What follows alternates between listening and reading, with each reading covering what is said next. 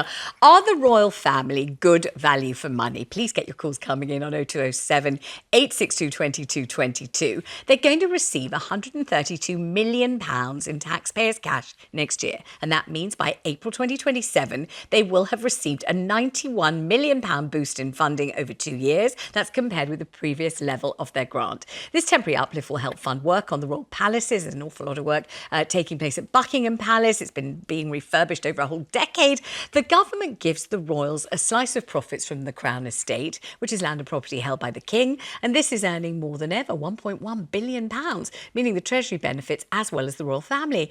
But do you fail to see the value of the royal family, or is it immediately obvious to you? Maybe you think they are a magnificent adornment to this country, and you're prepared to cough up whatever it takes to keep them dazzling all of us. Let's start with Polly on this one. I mean, I don't know whether you are a monarchist, a royalist, a fan. I'm neither. But I'd say I have an enduring fondness for them, and I'm slightly nervous about what would happen if they weren't there, and who would fill that vacuum. I'm a particular fan of Camilla, actually. I think you kind of pick your faves, right? And there is something about that woman that I approve of. What is it? She seems like she'd be really fun. I mean, some people say it's the most extraordinary rehabilitation job ever achieved in the world, in the universe, in history, because she was almost universally reviled, and she was the other woman, and she was, everybody was absolutely both feet in the late Princess Diana's camp, weren't they? And now people just adore Camilla. I think that's it. It takes a hell of a woman to have a turnaround like that. Yeah. I don't think she's done it particularly cynically. I think she is just a solid, good woman, and that has won through in the end. All right, what do you think of the royal family? I'm really not a fan, and I think maybe Camilla probably is a great time, and I'm sure having a drink with her would be loads of fun, but I'm not quite sure they justify the hundreds of millions of pounds that we're now talking about, especially when you contrast it, not to bring the mood down, with how much people are struggling in this country. We've got a debate happening at the moment about whether people with disabilities should be able to access their benefits, and we're talking about giving this incredibly hyper-privileged family more money to refurbish a palace and a castle. I mean, it kind of feels like we're just talking at complete odds. We've got people who can barely afford to pay their bills, and then we're thinking, how can we restore turrets for this family that seem like they're quite a good time? Restore turrets. When you put it that way, I start to think, I don't know. What do you think, Paul? I think that I don't know whether that's good value for money or not. There's such large sums of money that it's really impossible to tell. But I wonder how much they generate. Enormous amounts of enormous amounts of money. So maybe of interest in maybe you have to repair the turrets and repair Camilla in order to just need repairing. But what about the enormous, I think, favour they do all of us in distracting us, entertaining us, but most particularly taking our minds off all the horrible stuff. I am an inveterate reader of newspapers. I also write for newspapers. As I open the paper, there's horrible news, terrible news, ghastly, frightening, dreadful news. And you turn to a lovely picture of Catherine, or you see the King doing something, and I'm just so relieved. Even if it's Meghan and Harry, I'm thrilled to bits, just to take my mind off all the other nastiness that's going on. I managed to cry all the way through all the royal weddings and love them. I certainly cried at the funeral. I interviewed people in the queue waiting to pay their obeisance to the memory of the Queen, and people, gosh, loved her. They were coming from far and wide to do it. I think the kind of emotional benefits could be huge, don't you? Yeah, I think they perform a service in the distraction, for sure. Sometimes we're distracted by them for terrible reasons, and actually the royal family have been hitting the headlines globally for a long time for some really, really unpleasant reasons. For every time that Catherine turns up looking gorgeous, there's also some really kind of, very dark and sinister stuff when you think about the Prince Andrew story. And I think, is that really who we want to be ploughing our taxpayers' money into and representing us on the world stage? Maybe not. Let's see what our lovely viewers have to say about this. Let's talk to Claire in East Sussex. Claire, what do you think? I mean, do you enjoy them? Do you like them? Do you feel pleased and privileged to have them around representing us? Oh, hello, Vanessa Hi. and guest. Do you know, I was an anti-royalist for years and years, and it was only when my eldest child said, "Mum, can we go and see Buckingham Palace?" I thought, "Oh, do we have to?" Anyway, we went up there, and I just set aside from the tea towels and the novelty gifts. Yeah. But do you know what? I've seen the royal family now, not since our dear Queen died, but, you've got King Charles talking about cancer. You've got Kate talking about cancer. The values as well. You see her with her 3 children and being very tactile towards William, which never happened, in bygone days. And also the money they generate, to be fair. I mean, I've got friends from overseas who've never lived in this country, and, I'd love to come over and see Buckingham Palace and see the way And also, all right, they've had you had a bit of Meghan and Harry, but it makes them real. Because let's face it, we've all got families. We've all fallen out with people in the past. Absolutely true. Couldn't agree with you more. Lovely call. Thank you very much indeed. So this isn't somebody who was always besotted by the royals, or used to stick pictures of the Queen and her sister Margaret Rose in her scrapbooks when she was a child. Someone who wasn't into it at all, but suddenly realised. Let's go to James in Caerphilly. James, what do you think of the royal family? Are they good value for money? Sadly, I have to say some of them are not. Oh. And they swan about doing absolutely nothing. I'm wondering, who are you thinking of? Who's doing the swanning, I'm wondering? In particular, the Duke of York's children are always well turned out in the most expensive of clothing. It was mentioned that... Are you talking about Princesses Beatrice and Eugenie? Is that who you mean? I am indeed. Yeah, they don't receive any public money, though. No, I'm not saying anything other. I'm not saying anything similar. What I'm saying is they benefit by being part of that system. And well, I mean, the Queen was their grandma. I mean, you can't sort of un-grandma them. She's their grandma. What can they do? And they both do work, and they both got children, and they're married women, but they don't get any money from you or from me. So don't you just think good luck to them? They seem to be swanning. Let them swan, really. Well, £90 million, and when my local hospital cost just £70 million, right. And it's been said about the money they generate, but then that's all absorbed by the security measures that have to be taken. I think the most of the money should come from the Duchy of Cornwall and the other estates that Prince William and His Majesty benefit from. They should absorb most of the expenses. Our nation is hurting. Its people are hurting. And our government, whatever you think of it, is up in the air trying to balance the books. James, thank you. I saw Paul Burke's face crumple there and you looked as if you were sceptical about this I'm sceptical about whether all the money they generate is consumed by security. Obviously, the security is necessary, yes. But I doubt very much whether that outweighs the money that they generate. Right, let's go to Corinna in Norfolk. Corinna, what do you think about the royal family? I think they're great value for money. And as one of the old guests said, she is perturbed about the alternatives, and so am I. I don't think there is an alternative. I don't want to be a republic. No. I think that's wrong and silly. No country I know is a good republic. If I asked you, Corinna, if I were to ask you, what do you feel the royal family contributes to you personally, to your life? What would you say? I served in the army, and I'm proud to have served my Queen. Okay, absolutely. And I think I think our royal family stands. What I actually think now is, whatever good vibes we have in the world is due to Queen Elizabeth II. Nobody else. She's the one who's given us great standing in the world.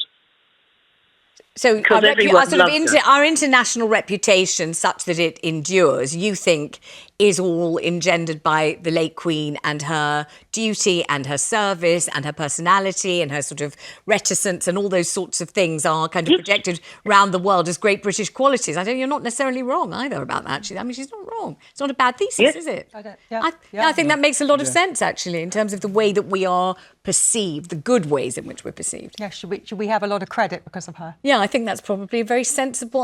Obviously spoken by someone who's an ex-servicewoman. So thank you for your service, and thank you so much for calling, Corinna. Let's go to Shirley in Hampshire. Hi there, Shirley.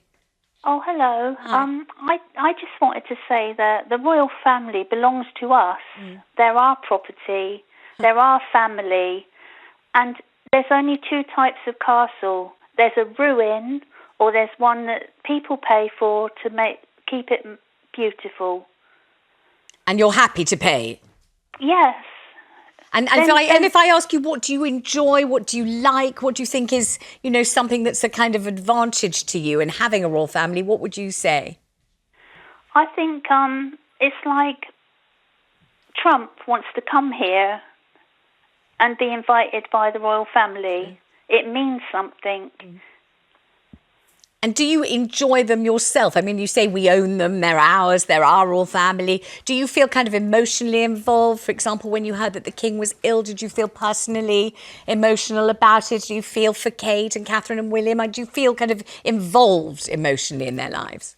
Yeah, I think, I've got a more modern outlook on it. I'm not sort of fanatical about the royal family, but I think their history is our history. And to pay to keep that alive and looking beautiful is a credit to the country, and we should pay that. We need beautiful things rather than all this, everybody's got to sort of work harder, try harder. We need beauty in our lives. But I need you on this sofa because I couldn't agree more. And we want something pretty to look at. We want something to aspire to, something glamorous, something beautiful, something historical, something elegant. I am with Shirley every step of the way on this one. What do you think? I think that the idea of having beautiful things to aspire to is very fair and right, but I'm not sure that we need to exchange 100 million quid a year for it. I think we could probably preserve it without the family. That's what I think. Maybe for a trump card with Trump, though, she makes, No, the diplomacy point I think is really valid, but we could probably hold quite nice state dinners without the monarchy bit, couldn't we? But what would it be then? What event would it be? Would you not want dinner with Keir Starmer and Victoria? I think that would be equally as wonderful as... would you like dinner with Keir Starmer and Victoria? Be a vegetarian dinner. I'd rather stick needles in my eyes. Would you like dinner? I'd have dinner with them. There we go. Anytime you want to invite me. Really? Starmer's. Yeah. You're attracted to the company of the Prime Minister, just checking? I think it would be some good content. Content is a thing. That's one thing. It doesn't mean you're going to enjoy it. Let's go to Joanne in Berwickshire. Joanne, people are saying they're very expensive, but are they worth the money is the question. What do you think? Well, I'm concerned about over the decades hearing such a lot of continual analysis, and any tragedies they go through are brought up again and again on television and documented, and the minutiae of their whole lives are torn apart again and again. So whereas in ordinary families, people have a chance to heal a bit because it's not repeated endlessly in the media for the world to hear, and it could include the whole world now with the broadband and the various modern systems, everything about them.